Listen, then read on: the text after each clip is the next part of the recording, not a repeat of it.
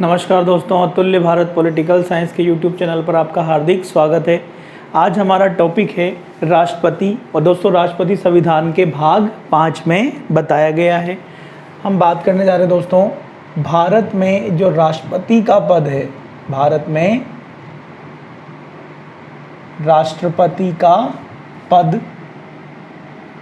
Britain के सम्राट के समान बनाया गया। ब्रिटेन के सम्राट के समान बनाया गया दोस्तों। और समान किस रूप में समान है? तो शक्तियों के अनुसार या शक्तियों के दृष्टिकोण से। तो भारत में राष्ट्रपति का जो पद है ये शक्तियों के दृष्टिकोण से किसके समान बनाया गया है? तो ब्रिटेन के सम्राट के समान बनाया गया। कभी भी आपसे सवाल नहीं पूछा जाएगा कि राष्ट्रपति का पद कहाँ से लिया। सवाल आपसे ये पूछा जाता है कि भारत में राष्ट्रपति का पद किसके समान है, तो हम बताएंगे कि भारत में राष्ट्रपति का पद ब्रिटेन के सम्राट के समान है। और किस दृष्टिकोण से समान है ये? तो ये शक्तियों के दृष्टिकोण से समान है। अगली बात हम करने जा रहे हैं,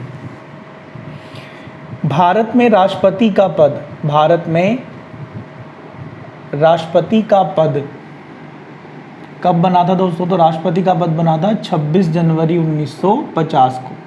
भारत में राष्ट्रपति का पद कब बना था? 26 जनवरी 1950 को। और राष्ट्रपति के लिए, भारत के राष्ट्रपति के लिए पहली बार जो चुनाव हुए थे वो चुनाव हो गए थे 24 जनवरी 1950 को। और ये चुनाव संविधान सभा के द्वारा किए गए थे। किसने किए थे? संविधान सभा ने किए थे। ठीक है दोस्तों, तो भारत के पहले राष्ट्रपति का चुनाव कब हुआ था? तो पहले राष्ट्रपति का चुनाव हो गया था 24 जनवरी 1950 को। और ये चुनाव किसने किया था? संविधान सभा ने किया था। हमारे दिमाग में एक सवाल आ सकता है कि राष्ट्रपति का पद तो बना 26 जनवरी को और चुनाव पहले ही हो गए, ऐसा कैसे संभव है? तो दोस्तों, दिक्कत ये थी इस समय कि अगर संविधान सभा भंग हो जाती तो फिर राष्ट्रपति का चुनाव और संविधान लागू हो जाता, और अगर उसके बाद हम राष्ट्रपति के चुनाव करते तो चुनाव करने में बहुत टाइम लग जाता, क्योंकि लोकसभा बनती, राज्यसभा बनती, राज्यों की विधानसभाएं बनती, फिर इनके निर्वाचित सदस्य राष्ट्रपति का चुनाव करते।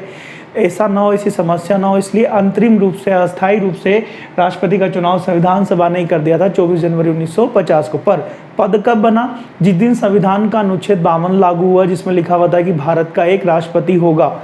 जिस दिन ये बात लागू हुई, और ये बात किस दिन लागू हुई? 26 जनवरी 1950 को।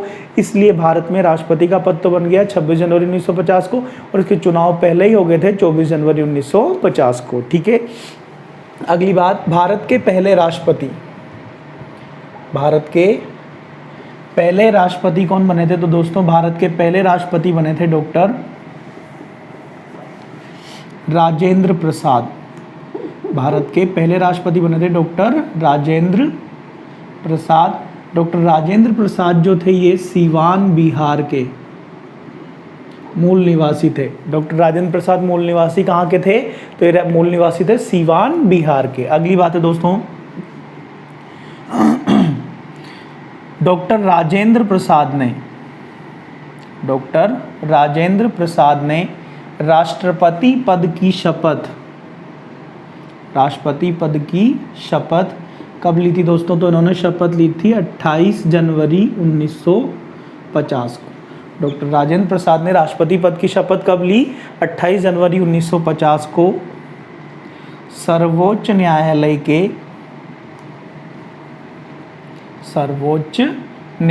के तत्कालीन मुख्य न्यायाधीश, सर्वोच्च न्यायालय के तत्कालीन मुख्य न्यायाधीश हीरालाल जे कानिया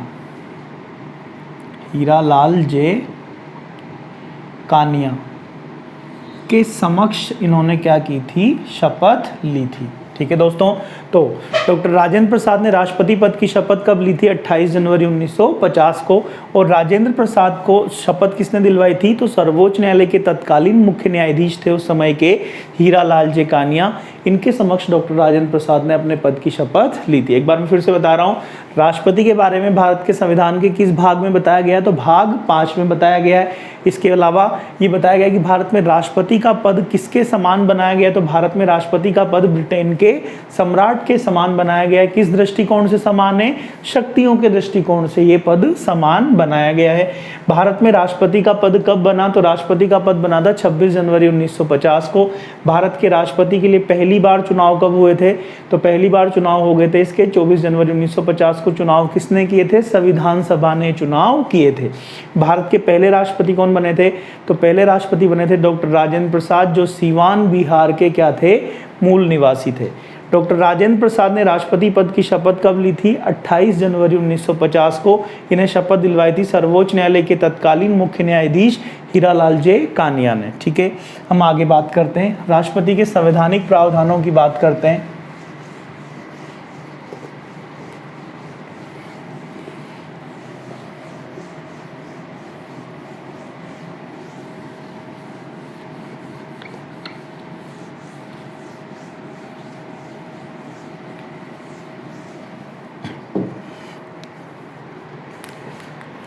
सबसे पहला अनुच्छेद बताया गया अनुच्छेद 52।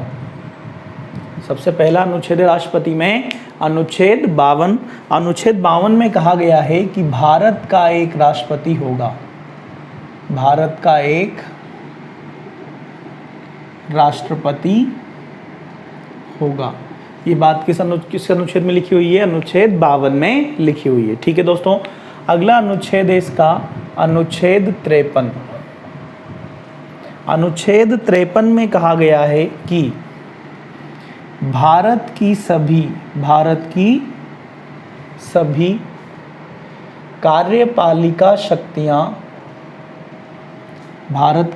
कार्यपालिका शक्तियां राष्ट्रपति में निहित होगी।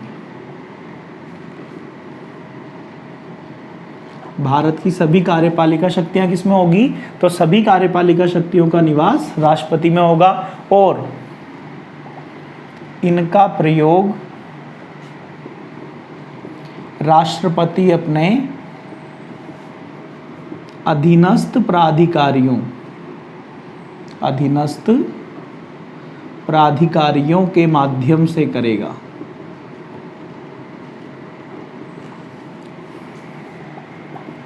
और दोस्तों याद रखना आप यहाँ, राष्ट्रपति के अधीनस्थ प्राधिकारी कौन होंगे? प्रधानमंत्री और उसकी मंत्रिपरिषद के सदस्य होंगे। ठीक है, तो अनुच्छेद 53 में कहा गया कि भारत की सभी कार्यपालिका शक्तियां किसमें होगी?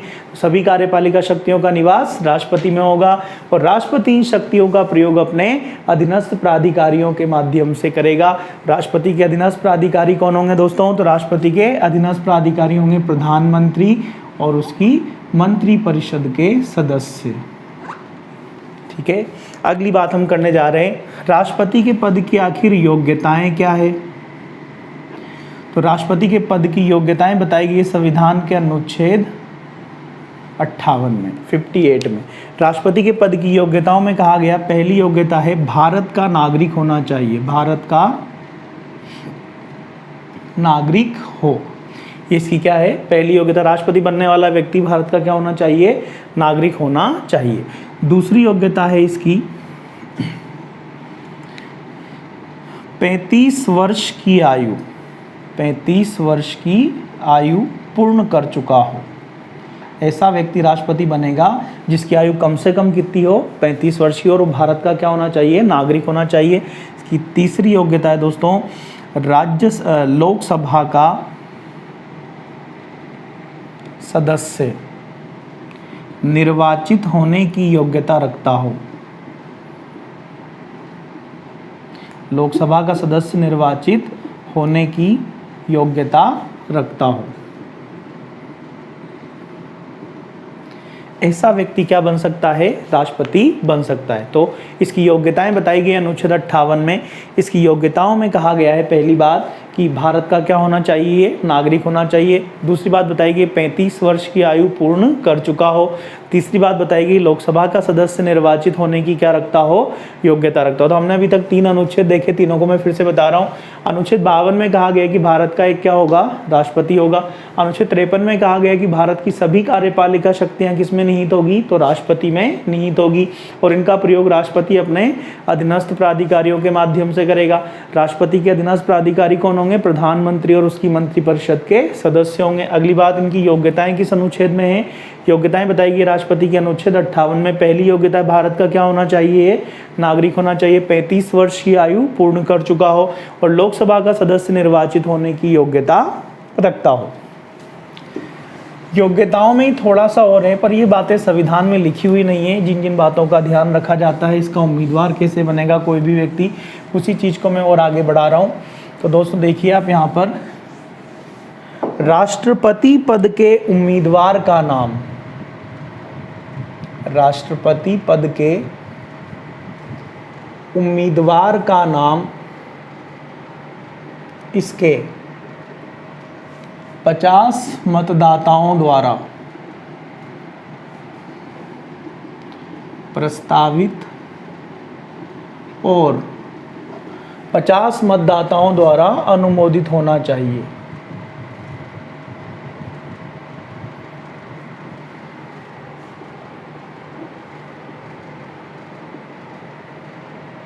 आपको यहाँ ये बात याद रखनी है दोस्तों कि राष्ट्रपति पद का उम्मीदवार बनने के लिए, नॉमिनेशन फाइल करने के लिए, इसके चुनाव में, राष्ट्रपति के चुनाव में जो लोग वोट देते हैं उनमें से 50 मतदाता दस के नाम का क्या करेंगे? प्रस्तावित करेंगे और 50 मतदाता इसके नाम को क्या करेंगे? अनुमोदित करेंगे। किसके सामने? इलेक्शन कमीशन ऑफ इंडिया के सामने। ये प्रस्तावित करना और अनुमोदित करना क्या होता है?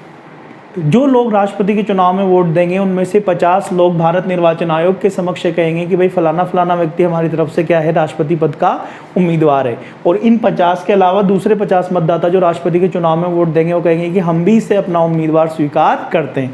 अब दोस्तों आपको याद होगा, नहीं तो अभी हम आगे बात करेंगे इस मैटर पे, राष्ट्रपति का चुनाव कौन लड़ सकता है? तो लोकसभा, राज्यसभा और विधानसभाओं के केवल निर्वाचित सदस्य लड़ते हैं। यानी कि लोकसभा सदस्य को कहा जाता है एमपी और विधानसभा सदस्य को कहा जाता है एमएलए। यानी कि कम से कम 50 और 50 100 एमएलए इसके साथ होने चाहिए, तभी जाकर ये चुनाव लड़ सकता है। अगली बात बताइए दोस्तों, राष्ट्रपति के चुनाव में जमानत की राशि, राष्ट्रपति के चुनाव में जमानत की राशि कितनी रखी गई है दोस्तों? 15,000 रुपये रखी गई है। कितनी रखी गई है?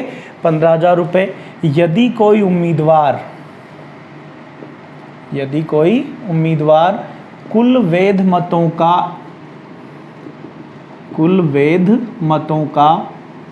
1/6 मत प्राप्त नहीं करता, यदि कोई उम्मीदवार कुल वैध मतों का 1/6 मत प्राप्त नहीं करता तो जमानत की राशि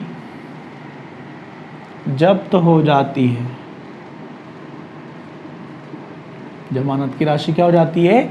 जब्त हो जाती है। तथा जब्त राशि पर आरबीआई का अधिकार होता है। जब्त राशि पर किसका अधिकार होता है? रिजर्व बैंक ऑफ इंडिया का, आरबीआई का क्या होता है?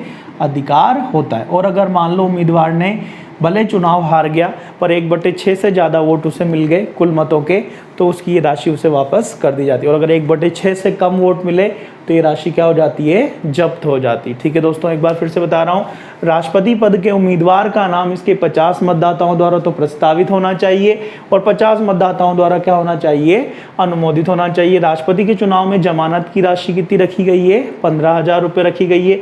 यदि कोई उम्मीदवार कुल वैध मतों का 1/6 मत प्राप्त नहीं करता तो इसकी जमानत की राशि क्या हो जाती है? जब्त हो जाती है। और इस जब्त राशि पर किसका अधिकार होता है? आरबीआई का अधिकार होता है। अगली बात हम करने जा रहे हैं राष्ट्रपति के मतदाता या राष्ट्रपति का निर्वाचक मंडल, जो कि बताया गया अनुच्छेद 54 में। तो हमारा हेडिंग है राष्ट्रपति का निर्वाचक मंडल। राष्ट्रपति का निर्वाचक मंडल। निर्वाचक मंडल का मतलब क्या हो गया दोस्तों? मतदाता, यानी राष्ट्रपति के मतदाता। इसके बारे में बताया गया है अनुच्छेद 54 में बताया गया। किसमें बताया गया? अनुच्छेद 54 में बताया गया कि राष्ट्रपति के चुनाव में, राष्ट्रपति के चुनाव में मतदाता के रूप में, राष्ट्रपति के चुनाव में मतदाता के रूप में कौन कौन भाग लेते हैं? तो पहला हो गया लोकसभा, दूसरा हो गया राज्यसभा और तीसरा हो गया विधानसभा। इन तीनों के केवल निर्वाचित सदस्य भाग लेते हैं। केवल कौन से सदस्य भाग लेते हैं? निर्वाचित सदस्य राष्ट्रपति के चुनाव में वोट देते हैं। किस किस के निर्वाचित सदस्य? लोकसभा, राज्यसभा और विधानसभाओं के केवल कौन से निर्वाचित सदस्य जो होते हैं वो राष्ट्रपति के चुनाव में मतदाता होते हैं। दोस्तों यहीं आपको एक बात याद रखनी है, और वो क्या है?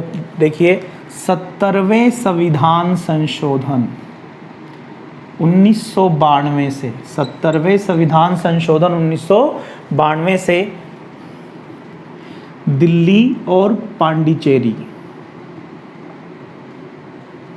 को अब क्या कहा जाता है? तो अब इसे पुदुचेरी कहा जाता है। तो दिल्ली और पांडिचेरी की विधानसभाओं के निर्वाचित सदस्य भी राष्ट्रपति के चुनाव में मतदाता बनाए गए।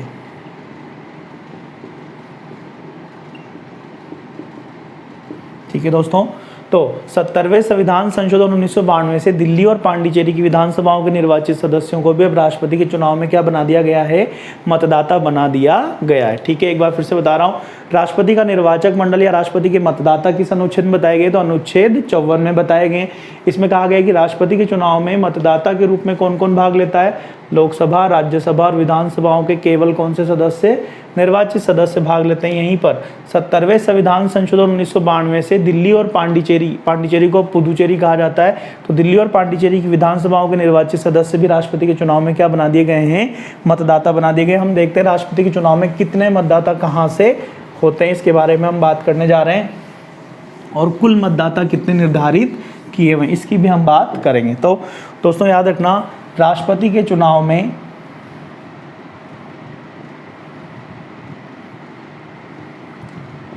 कुल मतदाता तो कितने हो जाते हैं दोस्तों?